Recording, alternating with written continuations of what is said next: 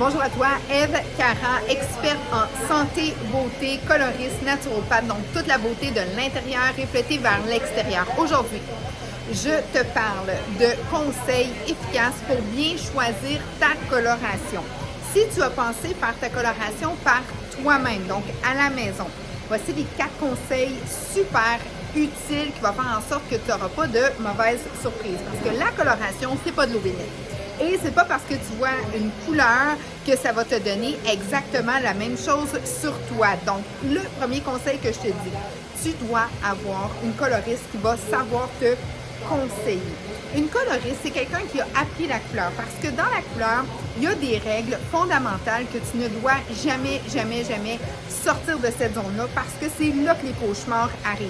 Par contre, si tu as quelqu'un qui s'y connaît et qui est capable de donner les bons conseils, tout va super bien aller. Donc, tu dois avoir dans ton champ d'expert une coloriste ou un coloriste pour vraiment t'aider à bien formuler pour toi. Deuxièmement, sache qu'une coloration, si tu as du cheveu mature, du cheveu blanc, tu dois t'assurer d'avoir une bonne formule pour aller couvrir. Donc, exemple, ici, souvent les gens disent « Oui, mais j'ai-tu 20 40 50 de cheveux blancs? » Tu as souvent des petits outils comme ici, ça te démontre 25, 50, 75 plutôt l'inverse, 25, 50, 75 de cheveux blancs. Et là, tu es capable de faire un choix judicieux de la coloration et chaque compagnie professionnelle a ses formules. Donc, la coloriste va être capable de pouvoir te donner la bonne formule pour toi, dépendant ce que tu as comme couverture de cheveux blancs. Si tu n'as pas de cheveux blancs,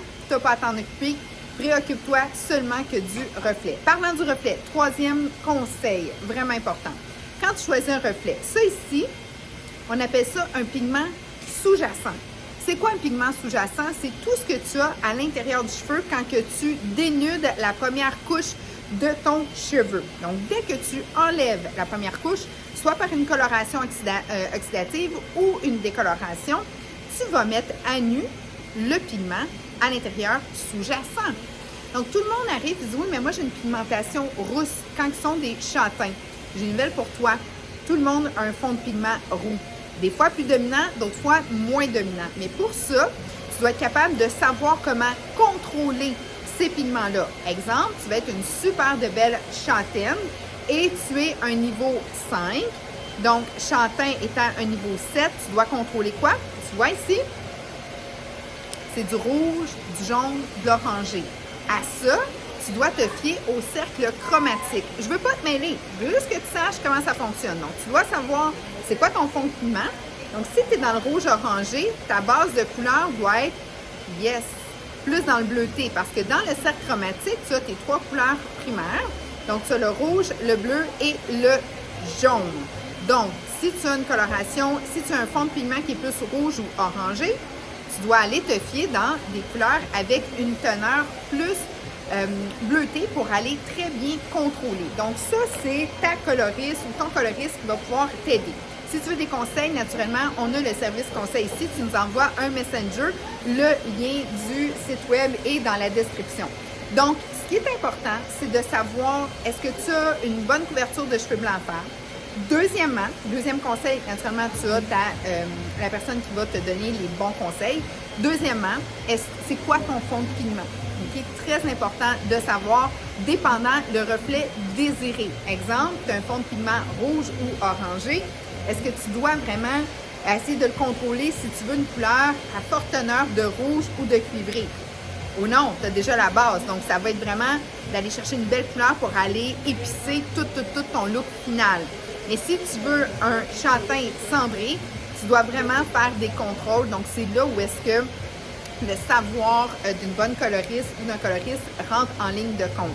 Maintenant, es-tu déjà coloré? As-tu plusieurs types de cheveux sur la même tige? Ça, c'est le dernier conseil que je te donne. Tu dois savoir qu'une coloration n'agit pas de la même façon sur un cheveu qui est déjà coloré ou un cheveu qui est naturel. Même chose si ton cheveu il est un petit peu plus abîmé. Exemple, moi j'ai le cheveu très long. Ça ici, ça a peut-être 3 mois d'existence. Ça a peut-être 8-9 ans d'existence. Ça a vu 8 ou 9 étés. ça le vit 8 ou 9 hivers. Donc, le cheveu n'est pas pareil et ne réagira pas pareil. Il n'y a pas la même force. En plus de ça, il est coloré. Tandis que la racine ici n'est pas colorée.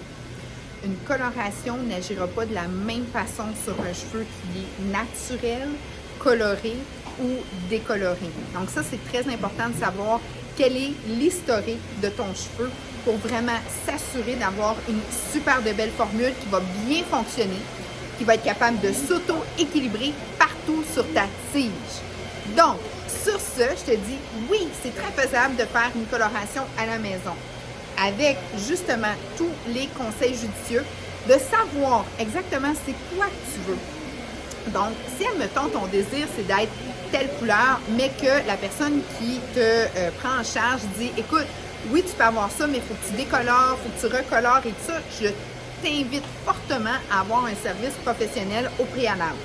L'entretien peut se faire facilement, mais souvent, les gens ont des idées de se faire des grosses transformations à la maison. Même moi, avec plusieurs années d'expérience, je ne le ferai pas moi-même. Parce que je ne peux pas mettre ma tête sur le comptoir puis tourner autour. Hein? Donc, ce que je demande, c'est à mes filles, tu peux-tu me faire mon changement de look? Après ça, oui, je l'entretiens par moi-même, le petit devant, mes petits cheveux sur les contours. Je vais faire tous mes relookings vraiment facilement avec des produits professionnels. Donc, si tu t'en vas vers un gros changement, fie-toi des experts.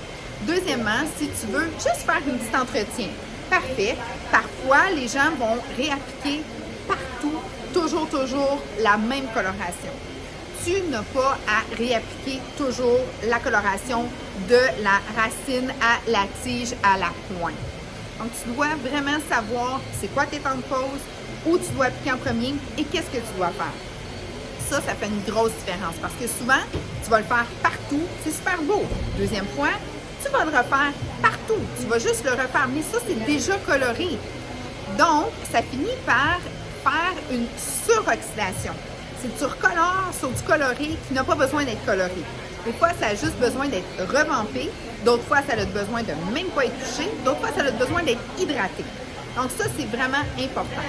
Comment tu dois appliquer ta coloration, quels sont les temps de pause, puis qu'est-ce que tu dois faire. Parfois, ça nécessite une ou deux formules. Donc, tu peux faire une formule de camouflage, donc camouflage soit du cheveu blanc, camouflage de racine, et revampage vraiment d'aller relooker tes longueurs. Donc, des fois, tu vas aller vers un pigment moins oxydatif parce que tu veux plus de direct et moins d'ouverture d'écailles du cheveu. Donc, ça étant dit, ce que tu dois te dire, premièrement, un bel environnement à la maison pour faire ta coloration. On ne s'énerve pas. On ne fait pas ça avec une chum de fille, une bouteille de vin, puis c'est le fun. Non. Une coloration, c'est vraiment important de prendre son temps, de suivre les conseils pas à pas, de faire les bonnes formules, d'avoir le bon calibrage et de s'assurer d'avoir tout ce qu'on a besoin à portée de la main. Donc, ça tâche de la couleur. Donc, de vraiment sécuriser les lieux, de sécuriser nos vêtements, de nous vraiment s'assurer de bien clipper nos cheveux, OK, zone par zone, de commencer l'application tranquillement, de suivre les étapes, mais quand même d'être toujours bien engagé dans l'application. Parce que quand tu commences, il faut que tu finisses. Tu ne peux pas arrêter, continuer. Ah, là, il y a un enfant qui a besoin de toi. Ah, là, il y a telle affaire. Ou ah, tu as oublié telle chose. Non, tu dois être vraiment bien préparé parce que quand tu commences, le timer, il commence. Parce que dès que tu mixes ta couleur, ça commence déjà à avoir un processus, donc, au niveau de la chimie de la coloration. Donc, il y a un temps à ça. Il y a un timer à l'intérieur qui varie de 40 à 50 minutes.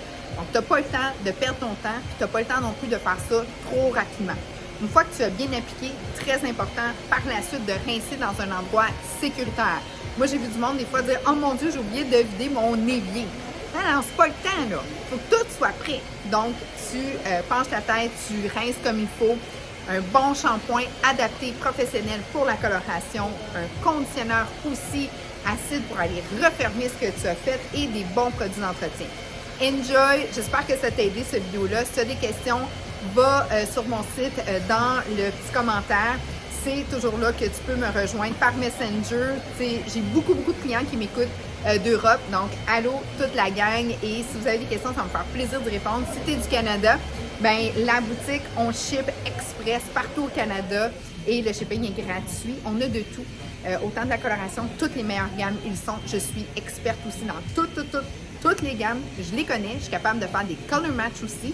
Donc, si tu veux changer, si tu as le goût de traverser justement vers d'autres compagnies, parce qu'il y a des compagnies européennes, il y a des compagnies américaines, il y a de tout. Donc, dépendant de ton pigment et tout ça, tu m'envoies des photos avant, après, je suis capable de guider, moi ou mon équipe, naturellement.